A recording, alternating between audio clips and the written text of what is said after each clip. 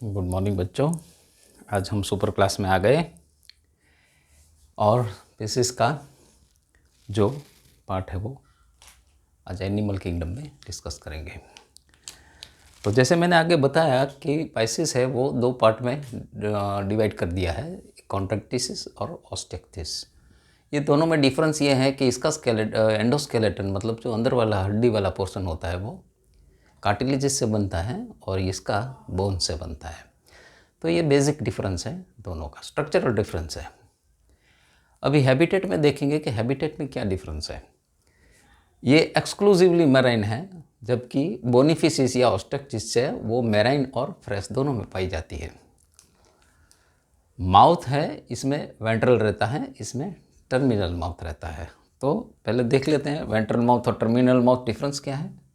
कि ये वाला फिश है और ये वाला यहाँ से जो हिस्सा आता है ऐसा माउथ रहता है, इसको वेंट्रल माउथ बोलते हैं।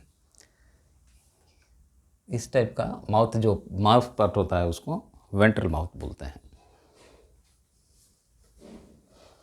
और जो टर्मिनल माउथ है वो फिश का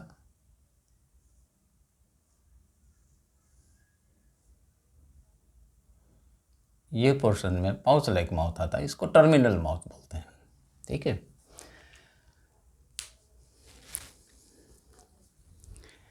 इसकी गिल स्लिट जो कॉन्ट्रैक्टिस में है वो 5 से 7 होती है और इसमें नंबर 4 रहती है।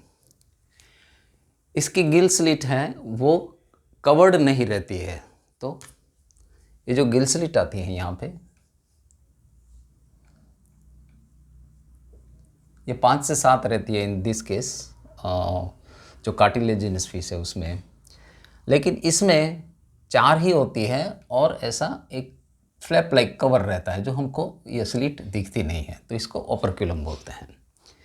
इसमें एक्सेप्शन है, एक काइमेरा फिश है, इसको ये ओपर्क्यूलम रहता है, तो ये इसमें एक्सेप्शन है। इसके लिए इसको कनेक्टिंग लिंक भी मानते हैं कि इसके पास जो एक कैरेक्टर ऑस्ट्रिच का है। इसका स्केल्स है वो प्लेकॉइड हैं और इसके स्केल है वो साइक्लोड और टिनोइड है। तो वो डिफरेंस क्या है साइक्लोड स्केल में और टिनोइड और प्लेकॉइड में। तो प्लेकॉइड में अगर ऊपर से देखें तो ऐसा वाला स्केल रहता है और ऐसा थोड़ा बल्जी रहता है, एक तरफ से बल्जी रहता है, अंदर की तरफ से वो ऐसे डेप्थ वाला रहता है। तो इस टाइप का जो स्केल है इसको प्लेकॉइड स्केल बोलते हैं।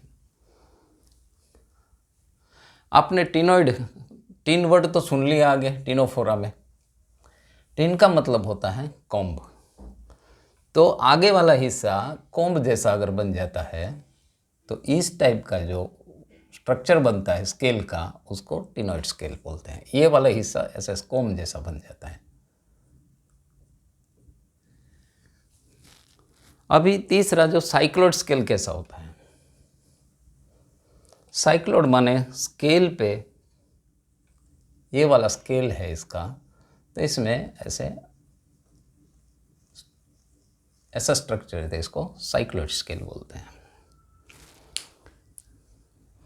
अभी इसका बेसिक कार्टिलेजिनस फिश और इसका ये फिश में डिफरेंस क्या है। कार्टिलेजिनस फिश है वो आपको सतह पे मिलेगी नॉर्मली, और ये सतह पे आ भी सकती है और अंदर भी जा सकती है। तो मतलब इसमें एयर ब्लैडर नहीं होता। जो कार्टिलेजिनस फिश है इसमें एयर ब्लैडर नहीं होता और इसमें एयर ब्लैडर होता है बोनी फिश में।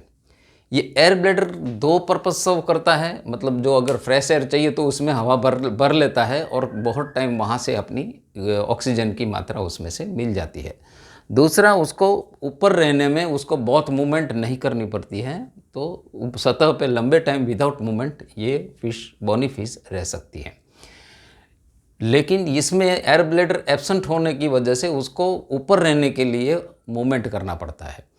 तो ये इसकी डिफरेंस है। लेकिन इसमें एक एडिशनल चीज़ है कि जैसे शार्क है तो शार्क के अंदर उसका लीवर में शार्क के लीवर में, शार्क है वो कार्टिलेजिनस फिश है, स्कोलियोडोन जो जिसको इंडियन शार्क बोलते हैं। तो ये इंडियन शार्क है, उसमें लीवर के अंदर बहुत सारा ऑयल रहता है, तो उसके वजह से उसका जो पानी से डेंसिटी कम हो जाता है, तो ये ऊपर सतह पे रहती है। और हमने देखा है कि शार्क है नॉर्मली हम जब देखते हैं तो उसका ये वाला फिन जो डॉर्सल फिन होती है ये काफ़ी बड़ी होती है, और उसको क्योंकि उसको मूवमेंट करनी पड़ती है और ऊपर रहने के लिए मेहनत करनी पड़ती है, तो हम ये वाला हिस्सा पानी के बाहर देख सकते हैं शार्क का। इसके लिए हम शार्क को जल्दी बाहर से पहचान जाते हैं कि शार्क आई हुई है। दोनों में हार्ट 2 चैम्बर्ड रहता है, इसमें भी 2 चैम्बर्ड हार्ट रहता है, दोनों में 2 चैम्बर्ड हार्ट रहता है, और सर्कुलेशन ओपन और सिंगल सर्कुलेशन रहता है, ओपन नहीं सिंगल सर्कुलेशन रहता है। और हार्ट के थ्रू ऑक्सीजन पास नहीं होता, मतलब कि हार्ट है, ये हार्ट है, ब्लड हार्ट में आएगा, हार्ट से गिल्स में जाएगा, गिल्स में से ऑक्सीजनेटेड होके फिर दूसरे ऑर्गन में जाएगा, ऑर्गन से फिर हार्ट में आएगा। तो इस टाइप का जो हार्ट है, सिंगल सर्कुलेशन वाला हार्ट है, उसको हम वीनस हार्ट बोलते हैं। इसका सेक्स सेपरेट रहता है, इसका सेक्सेस सेपरेट हो भी सकता है, नहीं भी हो सकता है। इसका मेल के पास एक ऑर्गन रहता है, कोपुलेटरी ऑर्गन रहता है, जिसको क्लैस्पर्स बोलते हैं। मेल्स के पास ये ऑर्गन रहता है और इसमें कोई क्लैस्पर्स नहीं होते हैं। इसके फर्टिलाइजेशन नॉर्मली इंटरनल होते हैं, ये यूजुअली एक्सटर्नल होते हैं। जबकि ये विविपेरस और ओविपेरस में मैंने लिखा है, क्योंकि बहुत सी फिशेस मेजॉरिटी आप विविपेरस पाएंगे, लेकिन इसमें ओविपेरस भी मिलेगा। इसमें मेजर ओविपेरस पाएंगे, लेकिन इसमें विविपेरस भी मिलेगी। इसमें कार्टिलेजिनियस फिश है, इसमें क्लोएका रहता है, जबकि इसमें एनस रहता है। क्लोएका हम उस ओपनिंग को बोलते हैं जिस ओपनिंग में एक्सक्रीशन मतलब जो एक्सक्रीटरी वेस्ट है, डाइजेस्टिव का जो फिकल मैटर है, और रिप्रोडक्टिव ऑर्गन का जो स्पर्म्स वगैरह है, वो एक ही ट्रैक से अगर पास होता है और इसका एक ही ओपनिंग है, तो उसको हम क्लोएका बोलते हैं। जबकि इसमें सेपरेट ओपनिंग होता है और इसके पास अलग से एनस पार्ट होता है। इसमें दोनों फिन्स मीडियन और पैड फिन्स रहती है, मतलब दोनों फिन्स रहती है, पेल्विक भी रहती है। ऐसे फिन्स देखो तो इसके पास ऐसे एक डॉर्सल मीडियन फिन रहती है, और इस तरह से एक यहाँ पे फिन रहती है, एक यहाँ पे फिन रहती है। लेकिन डिफरेंस बोनी फिश और कार्टिलेजिनस फिश में ये जो डॉर्सल एंड वाली जो टेल पोर्शन है वहाँ पे पड़ता है, कि ये वाला जो टेल वाला पोर्शन है एक बड़ा होता है, एक छोटा होता है। वो किस में? इसको बोलते हैं हेट्रोसर्कल। मतलब जो कार्टिलेजिनस फिश है ये हेट्रोसर्कल होती है, मतलब एक वाला लोब आपको बड़ा दिखेगा, एक वाला लोब आपको छोटा दिखेगा। जबकि बोनी फिशेस में ये वाला जो टेल वाला पोर्शन है, इसमें ये दोनों जो पोर्शन है वो ऑलमोस्ट सेम साइज का होगा, और इसको हम होमोसर्कल बोलते हैं। तो ये वाला जो हिस्सा है, जो टेल वाला हिस्सा है, ऐसा ऑलमोस्ट सिमिलर दिखेगा आपको, सेम दिखेगा, और इसको हम होमोसर्कल बोलते हैं।